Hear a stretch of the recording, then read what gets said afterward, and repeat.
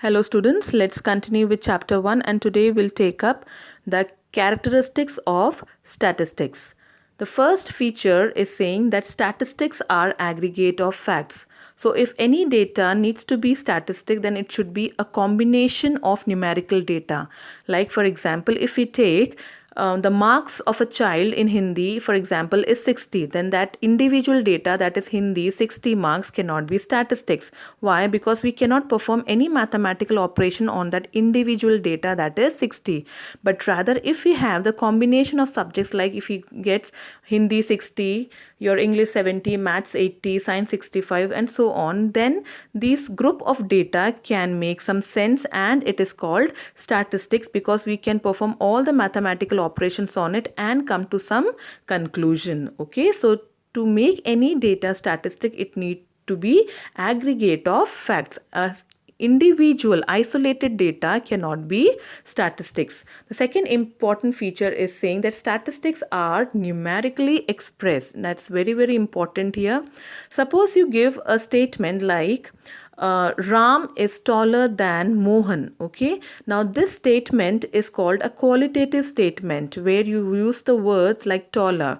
Now this taller word cannot be numerically expressed and we cannot perform any statistical operations on it, mathematical operations on it. But rather, if I say Ram is 6 feet tall and Mohan is 5 feet tall, then definitely it makes a numerical data here and we can work on with this data and this becomes a part of statistics. So any data, if it needs to be a part of statistic, then it should be numerically expressed. Okay, like here I have given an example. For example, the production of wheat in India has increased by 20% between 2001 and 2011. So this statement is having a numerical fact which is saying it is increased by 20%, so it becomes a statistics. But rather, if I would have said that the production of rice or wheat has increased, then it is not a statistics. Okay, the third important feature here is saying the statistics are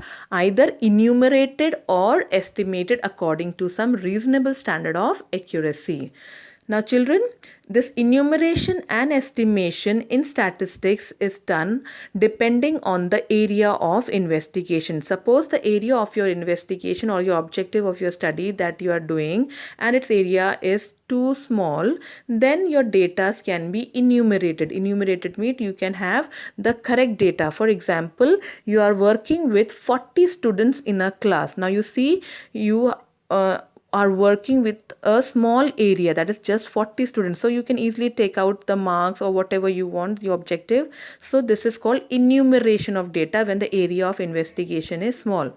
But on the other hand, if your area of investigation is large, then the data are estimated. Like for example, if you want to gather some information regarding the people gathered in a rally. Okay, so you see rally, which is something very big, the area of investigation is quite large, so you say approximately 2 lakh people attended the rally. So you have to work on with that estimated data, that is approximately 2 lakh people. Okay, and one thing very important, when you are using estimation method, that approximation that you are using, that is approximately 2 lakh, for example, that approximation need to have some level of accuracy. It should not be too far from the original data. Okay, so the two ways to get your statistics is either we can enumerate the statistics or it is estimated. So enumeration is done when the area of investigation is small, like your class is having 40 students, so the data are exact 40. We are going to work on that 40 students, either the marks or attendance or whatever. The second important way is you can estimate the statistics here. Estimation is done when the area of investigation is quite large, so we use approximation. Like for example, I used approximately 2 lakh people attended the rally. So entire analysis will be done on that approximation of 2 lakh. So in this approximation, one thing very important, we have to keep that accuracy level. That approximation should not be very illusionized. Okay, it should not be very far from the original data. The fourth important feature is saying the statistics are collected in a systematic manner. Now this is very, very important here. Obviously, any data that we are collecting, it should have some proper order here. Otherwise, it will lead to wrong conclusion. For example, I have given an example here which is saying, suppose you are collecting marks of some students here.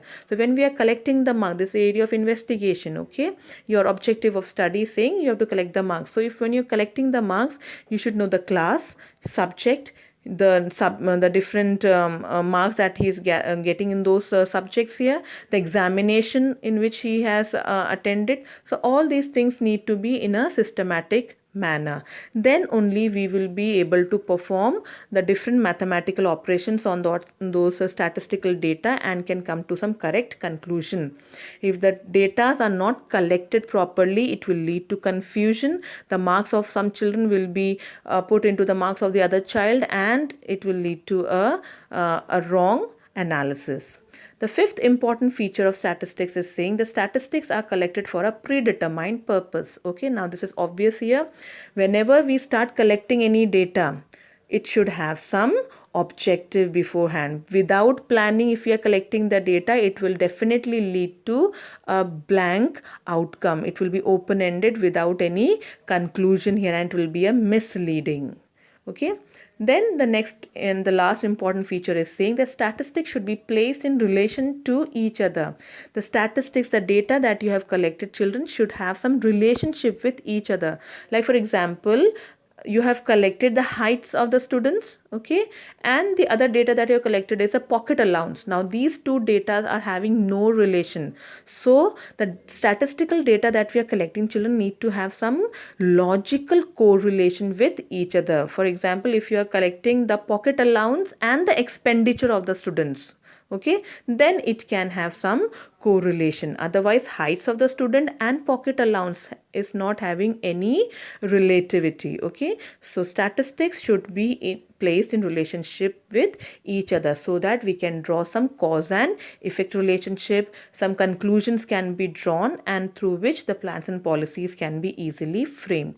So after studying all these features here, we come to a conclusion which is saying that all numerical data cannot be called statistics, but all statistics are called numerical data. It's very true. There are so many numerical data, like for example, I gave you a simple one like marks in Hindi 60. Now this is a numerical data, but this numerical data cannot be called statistics. Why? Because we cannot work on that single data, that Hindi marks 60. So all numerical data cannot be called statistics.